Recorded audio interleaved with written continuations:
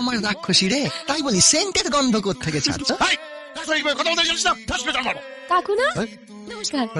যাক বাবা, ভালো হলো আপনার সাথে দেখা হলো। চলুন। ওখানে তোমার এক মিনিট ভালো লাগবে না।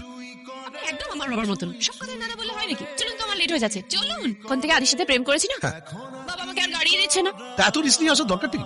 আপনি কখনো প্রেম করেছেন? হ্যাঁ, এই না যা। সেই জন্য যাকে ওসব কথা ছাড়ুন। রোজ রোজ এলে আপনার কোনো অসুবিধা নেই না তো? না, এই কেন তুমি রোজ আসবে কেন? প্লিজ করতে হবে না। এই মরেছে। চলুন তো, দিন আমাকে দিন। না না, আরে দিন না, আপনি চলুন। কি গো, বাজে না? এই তো। আমি তো ভাবতেই পারিনি। লাঠিটা দাও। লাইটার দাও না, আগে জানলে গরম বেলা সাজিয়ে রাখতাম। আমার ছেলে যখন বলেছিল, এখন তো দেখছি তলে তলে লটারির টিকিট কেটে রেখেছে আমার ছেলে। এসো ভেতরে এসো।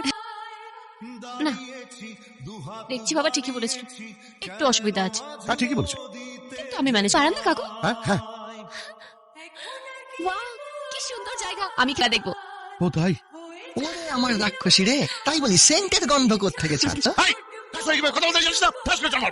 শ্বশুর মশাই, ছাড়ুন না। তোমার এই শ্বশুর বাড়ি কেমন লাগছে? দারুণ। আর শাশুড়ি কাপে কাপ। আর আমার বাপ? শ্বশুর মশাই, আপনি না? না মা, আমি তোমার একটা কথা বলি, তুমি না আমাকে শ্বশুর মশাই বলে ডেকো না, তুমি বরঞ্চ ওকে নাম ধরে ডাকো। আমি তোমাকে একটা কথা বলি, তুমি তো একটা শিক্ষিত ভদ্র, আর ছেলের মধ্যে কি দেখলে বলো তো, তুমি দুম করে ওর ইয়েতে পড়ে গেলে প্রেমে। আমায় জিজ্ঞেস করেন যে আমি আদিকে কতটা ভালোবাসি, তাহলে হয়তো আমি বলতে পারবো। কিন্তু কি দেখে দেখো মা, আমি তো তোমার বাবার মতো, আমার ছেলের পাল্লায় পড়ো না। সারাক্ষণ তোমাদের কি করে সর্বনাশ করতে হয় সেই চিন্তা করছে। যা, হ্যাঁ, দেখো দেখো, মনে হচ্ছে শকুনি পাশা খেলছে, কি করে তোমার বাবার জমি কবজা করতে হয় সেই প্ল্যান করছে। তাই? হ্যাঁ, চল কোথায়? ওই ষষ্ঠী পুজোর নিমন্ত্রণ করতে যাচ্ছি।